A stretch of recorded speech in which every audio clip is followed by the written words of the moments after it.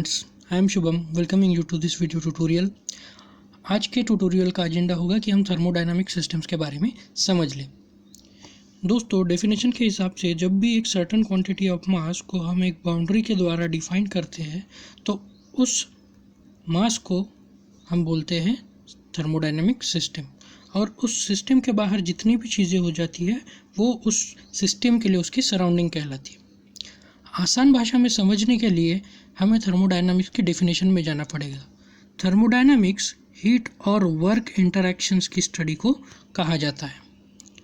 इसका मतलब ये हुआ कि जिस किसी भी ऑब्जेक्ट के ऊपर हम हीट और वर्क इंटरैक्शंस की स्टडी करेंगे वो हमारी सिस्टम कहलाएगी। तो आप देख सकते हैं कि प्रॉब्लम्स में टरबाइन, पंप या पिस्टन सिलेंडर असेंबलीज जो भी प्रॉब्लम आता है हमें उसके ऊपर हीट और वर्क इंटरैक्शन की स्टडी करनी होती है, और वही हमारी थर्मोडायनामिक सिस्टम होती है। दोस्तों, अभी हम थर्मोडायनामिक सिस्टम को और भी अच्छे से जानेंगे।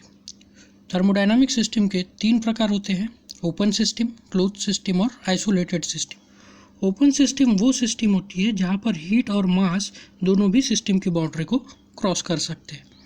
क्लोज्ड सिस्टम वो सिस्टम होती है जहाँ पर सिर्फ हीट ट्रांसफ़र यानी कि सिर्फ हीट ही आपके सिस्टम की बाउंड्री को क्रॉस कर सकता है, और आइसोलेटेड सिस्टम में ना ही हीट और ना ही मास दोनों में से कोई भी सिस्टम की बाउंड्री क्रॉस नहीं कर पाता है।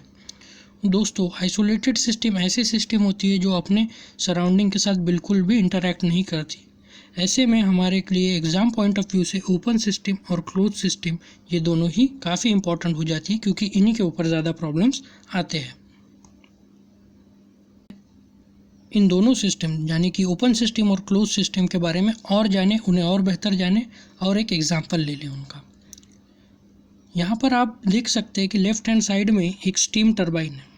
दोस्तों, स्टीम टरबाइन के अंदर आप देख सकते हैं कि एक स्टीम हाई एनर्जी और हाई टेम्परेचर के साथ टरबाइन में एंटर करती है और अपनी एनर्जी टरबाइन को ट्रांसफ़र करती है, और बाद में लो एनर्जी और लो टेम्परेचर के साथ टरबाइन को छोड़कर निकल जाती है।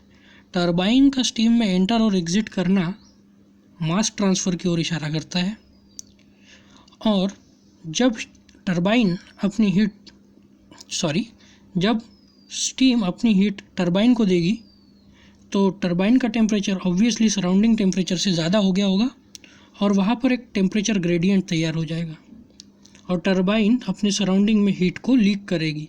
इसका मतलब ये एक हीट ट्रांसफ़र का इशारा है। क्योंकि यहाँ पर मास ट्रांसफ़र और हीट ट्रांसफ़र दोनों हो रहे हैं, इसका मतलब स्टीम टरबाइन आपकी एक ओपन सिस्टम बन जाती है। दूसरी तरफ आप राइट हैंड साइड में एक पिस्टन सिलेंडर असेंबली देख रहे हैं। ये असेंबली का डिज़ाइन कुछ इस तरह है कि यहाँ पर मास ट्रांसफ़र की पॉसिबिलिटी कम हो जाती है, यानी यहाँ पर मास ट्रांसफ़र होगा ही नहीं। और अगर आप यहाँ पर एक हीटर के थ्रू हीट अगर देना चाहें तो हीट इस सिस्टम की बाउंड्री को क्रॉस कर सकती है। मतलब कि यहाँ पर मास ट्रांसफ़र तो नहीं है लेकिन हीट ट्रांसफ़र हो रहा है।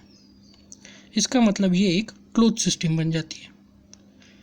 दोस्तों, एग्ज़ाम में आपको क्वेश्चन में कंट्रोल वॉल्यूम और कंट्रोल मास ऐसे वर्ड्स दिखेंगे। कंट्रोल मास का मतलब होता है क्लोज सिस्टम और कंट्रोल वॉल्यूम का मतलब होता है ओपन सिस्टम। तो दोस्तों, अभी वक्त आ गया है आपके कंसेप्ट्स को टेस्ट करने का। इस पिक्चर को ध्यान से देखिए और मुझे बताइए कि इस पिक्चर में कितनी थर्मोडायनामिक सिस्टम्स हैं और उनका टाइप कौन सा है। अपना आंसर कमेंट सेक्शन में बताइए, और आंसर के लिए नेक्स्ट वीडियो ज़रूर देखिए।